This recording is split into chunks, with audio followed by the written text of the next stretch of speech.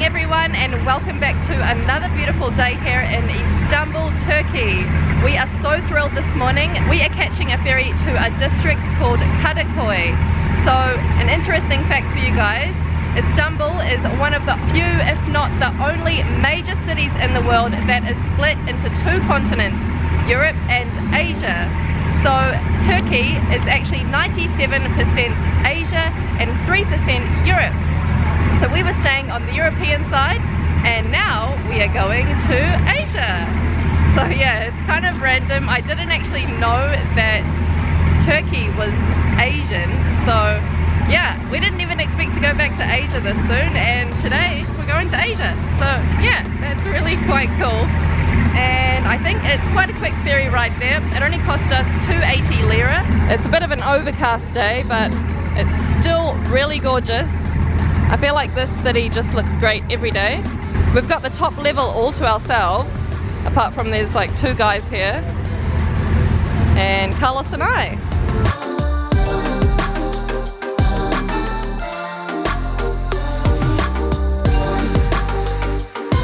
One, I saw one, now it's two. My finger.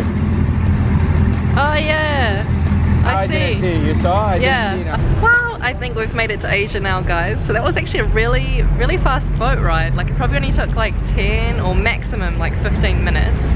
And here we are, just pulled into the port. Oh no, I think it's raining. Yep, it's definitely raining.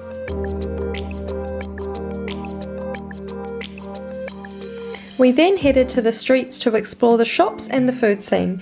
As we had read online, Kadikoy was well known for their market streets. So this bull here is in the middle of the markets in Kadikoy, and it was actually gifted to the Turkish people, but it's originally from France. So yeah, it's kind of cool to see a bull here. It kind of reminds me of something they have on Wall Street.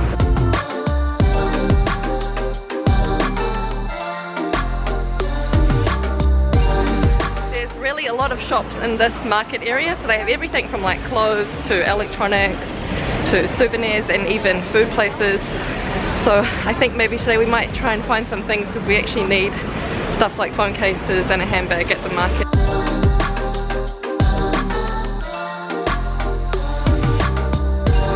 So I just scored myself a new phone case for 15 liras, which is super good, because I was looking for one back home kind of similar looking to this. It's got a really hard case, and they were like 100 New Zealand dollars back home, so I'm pretty happy with this bargain.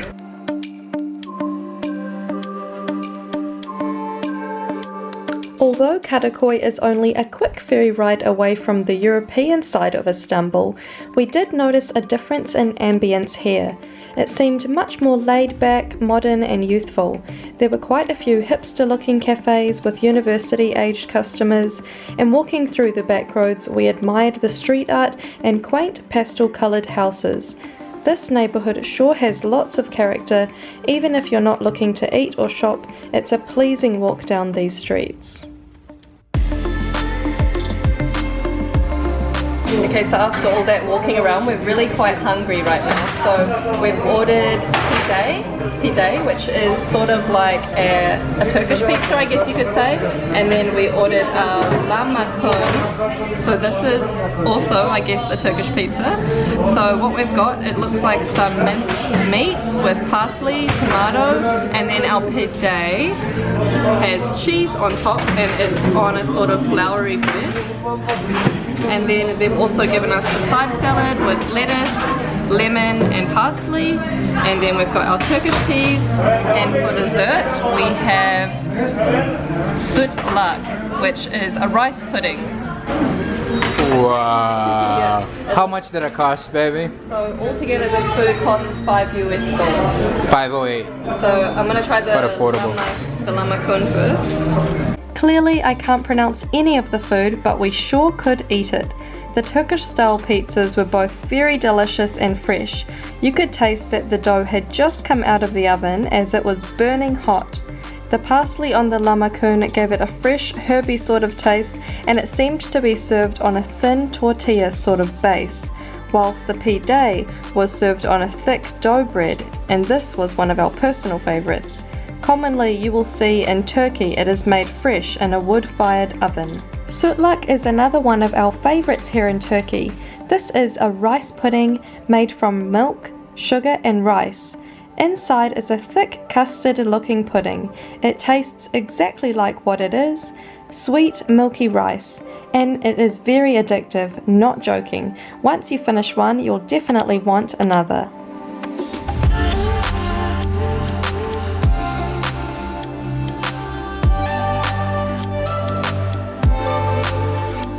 We have made it to the lovely Moda neighborhood.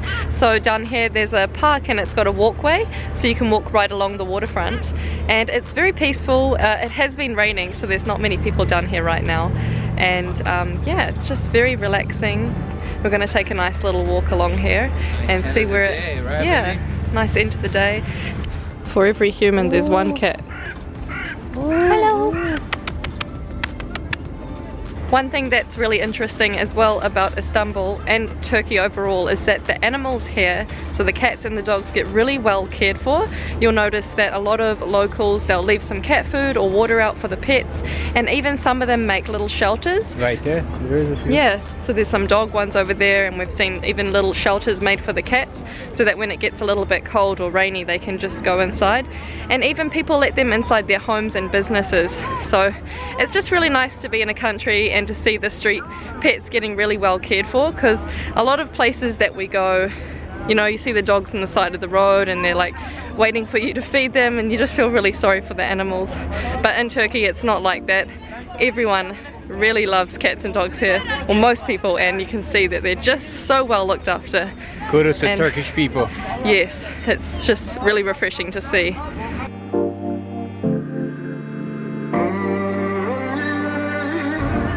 It's like we're on a cat farm, eh, or something.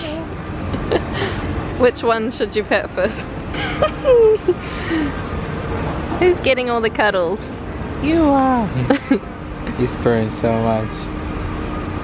And then there's one in the tree behind you just... This one!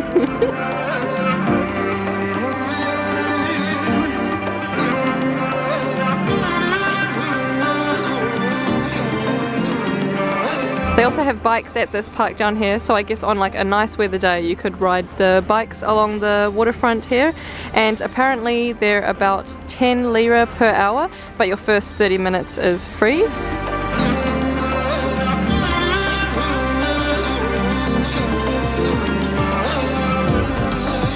Carlos and I were just saying how much more relaxed this side of Istanbul is compared to the European side that we were on. I don't know if it's because it was a rainy day or not, but it just seems so much more calmer here, and there's less people on the streets, and they've also just got like lovely little neighborhoods with cute little apartments around. So definitely I think if we were going to book our Airbnbs again, I think we would look at the Asia side. It's got a really nice vibe and feel here. The prices are quite reasonable on this side as well from what we've seen. So for this cafe here overlooking the water, it's only 3 lira for a chai.